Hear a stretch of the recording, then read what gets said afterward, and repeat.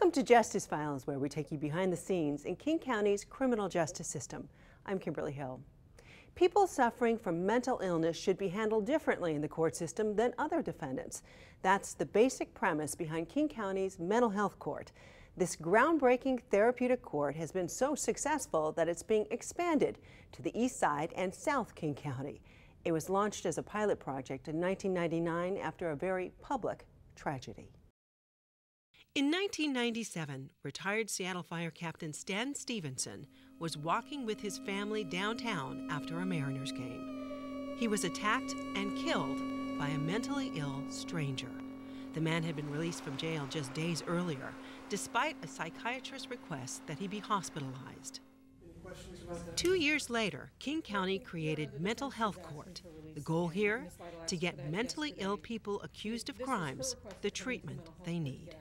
Mental illness is an organic disease, a physical ailment that people struggle with, often living in a very frightening reality that makes it very difficult for them to manage their day-to-day affairs. And when they become chronically homeless, often drug addicted because they self-medicate. To remedy that, his court takes a therapeutic approach, focused less on crime and punishment, and more on helping defendants stabilize while improving public safety. So often, the jail is like a revolving door for them. In an attempt to end that, we try to get them quickly connected with services that include counseling and medication, to find housing for them so that they are not simply left to their own devices on the streets. Mental health court patients voluntarily opt out of the regular court system and agree to a treatment plan. Unlike traditional courts, the same prosecutor and defense team handle all of the cases and are very familiar with the clients. They feel more comfortable. They're treated more respectfully. People understand them and work with their specific issues and needs. You know, we're still looking out for our clients' rights and their interests, and it's our job to advocate very strongly for their position and protect them. But the big picture is everyone wants a more stable individual, a community that's safer, and services that are appropriate. The judicial team also includes a victim's advocate, a mental health court monitor, a social worker, and a probation officer. They all work collaboratively.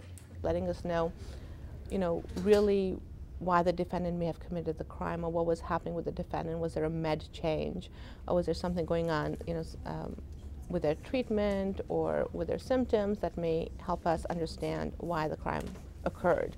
Sanctions are issued if the client does not comply with their treatment plan.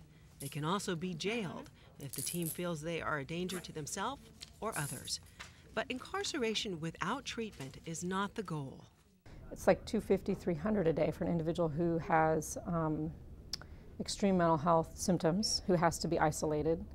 And for that individual, it's a horrific experience. They're in a cell 23 out of 24 hours a day.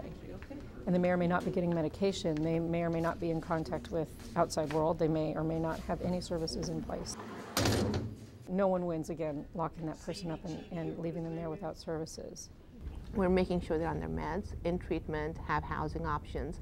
We are providing them with a lot of structure through probation. Probation is a lot more involved in the defendant's lives than regular court. They're checking in once a week, if not more. Steve Weedy is a mental health court probation officer. His caseload here is much smaller, about a third the size of a regular probation caseload. The benefit of this court, I think, is that we have a smaller caseload, we've got time to do that stuff. We also have resources like the BGA grant that we had to get people engaged in treatment, the housing voucher program, so we have housing for people. So it's the kind of things that you need to put together in a kind of a package so that people can do well. It really helps to come up with a treatment plan for the defendant that takes into account my concerns about public safety and accountability, and trying to tweak that to make sure that the defendant's best interest is served as well. If the client does comply with their treatment plan, they can eventually graduate from mental health court, usually in about 2 years. Sometimes upon successful completion, the charges against them are dismissed. The team says most stay out of trouble. We typically don't see people back, though. When someone graduates, it's usually the last time I see them. I've seen defendants come in who are just comatose or, really disoriented, not doing well. And, after a year or two, you just see them and they have their life back. They have the ability to hold down a job, or, they're stable, they're taking their meds, they have insight into their illness. That's right. Jurisdiction in this case does expire in September, Your Honor, so she may be looking at a graduation soon. That will be a great day. And seeing that, I think, is very rewarding. Okay. Thank you. Thanks to a voter-approved tax increase for mental health services in 2007, the court is expanding to Issaquah and the Mailing Regional Justice Center in Kent.